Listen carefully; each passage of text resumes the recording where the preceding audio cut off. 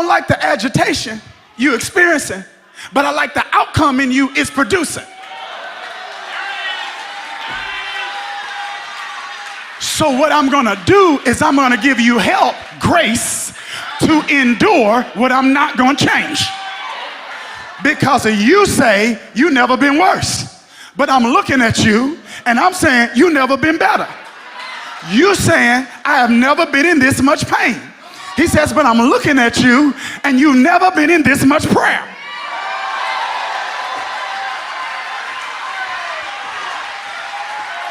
You're saying, I have never been this irritated.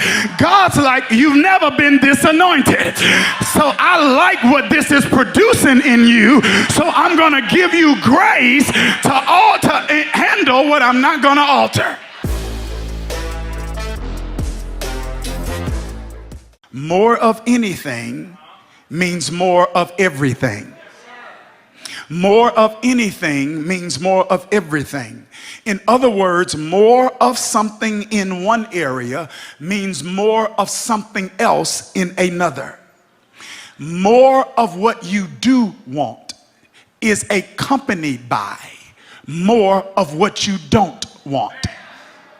Jesus put it this way: to whomsoever much is given, much is also required. This is what I affectionately entitled the backside of the blessing. See, the backside of a blessing is the burden you don't see that comes with the blessing you do see. The backside of the blessing is the burden you don't want that comes with the blessing that you do want. It is what the Apostle Paul describes in 2 Corinthians chapter 12 when he says, because of the measure of revelation that was given to me, I received a thorn in the flesh, a messenger of Satan to buffet me. Concerning this thing, I sought the Lord 3 times, and the Lord said nothing to me. And on the 3rd time, after he had given me the silent treatment, he said to me, my grace is sufficient. In other words, Paul, if it were better for you for me to remove this thorn. Paul never tells us what the thorn is, but he uses the word thorn as a metaphor for something that ain't killing you, but is agitating you. Did you hear what I just said?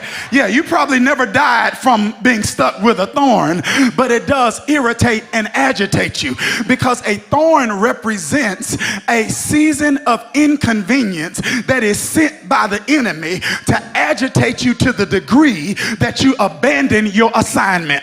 I'm going to say it one more time.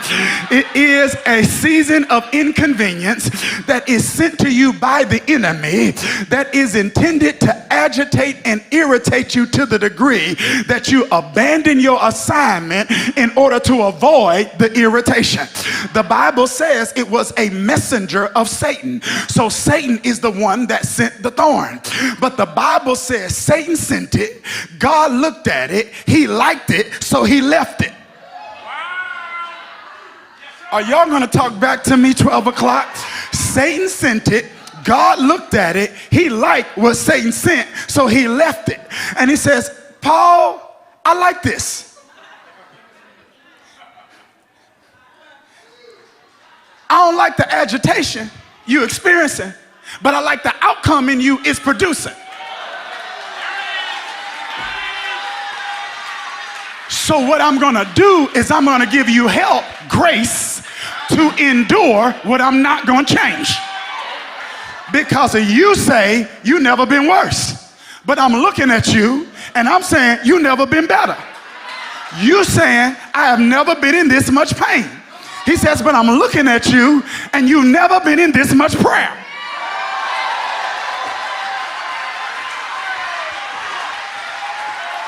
You're saying, I have never been this irritated.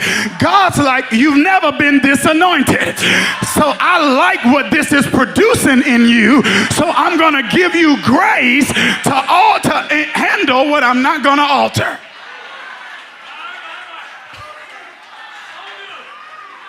So once Paul got a revelation of this, he said, I rather glory in my infirmities so that the power of Christ may rest upon me. For I realize now that when I'm weak, you strong. It's the backside of the blessing. More revelation for Paul meant more warfare. Revelation is the front side. Warfare is the backside. More responsibility is the front side. More stress is the backside. More notoriety is the front side. More haters is the backside. More influence is the front side. More criticism is the backside. More kids is the front side. Less sleep, more bills, more worry, that's the backside. More square footage is the front side. More expenses is the backside. More locations is the front side. More agitation is the backside. More staff is the front side. More problems is the backside. Come here, Christopher Wallace. More money is the front side. More problems is the backside.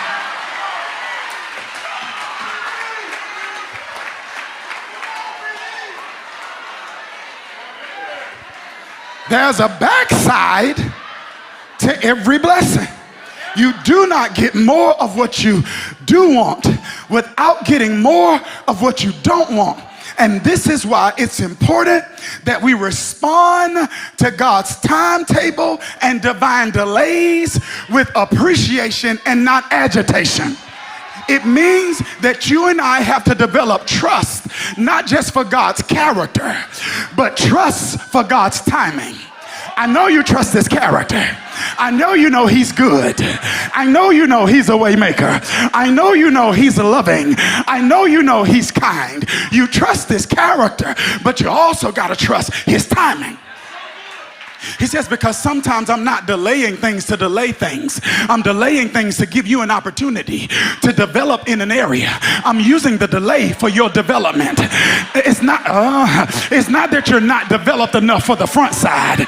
You gifted enough for the front side. You smart enough for the front side. You anointed enough for the front side. You experienced enough for the front side. He says, but the development has to happen not on the front side, but you need development for the back side.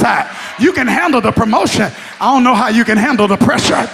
You can handle the influence, but when them haters get to chirping, you're going to start chirping back.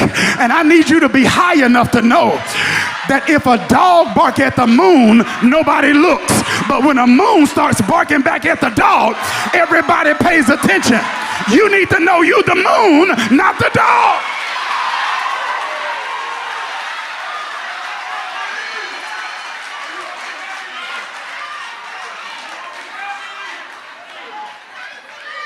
It's like David when he got in the palace. David, you can handle the palace, but I know you a little bit. So this is why, David, when I anointed you, I didn't immediately make you king. I made you wait, because you got a little knuck if you buck in you.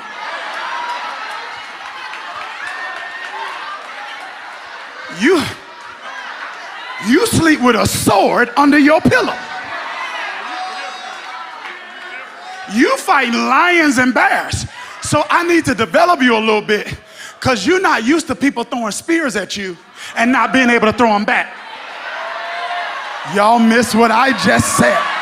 When David got in the palace, the old king was so intimidated by David that he started throwing spears at David, because David's success triggered Saul's insecurity. And you think everybody is happy about your elevation, not realizing that your elevation is a revelation of somebody else's security. And the same Saul that celebrated you in one season can be throwing spears at you in another season when he feels threatened by your success. Y'all don't want to hear this. You don't want to hear this. Saul has slain thousands. He was okay with that. David has slain tens of thousands. It's like, I don't mind David shining as long as he don't outshine me.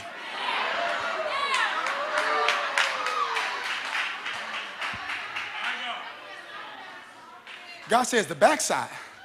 Because when I take you where I'm taking you, if they chirp at you, it ain't news.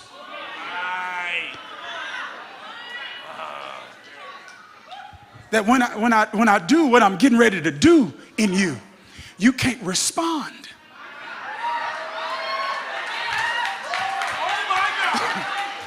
In ways that you used to respond.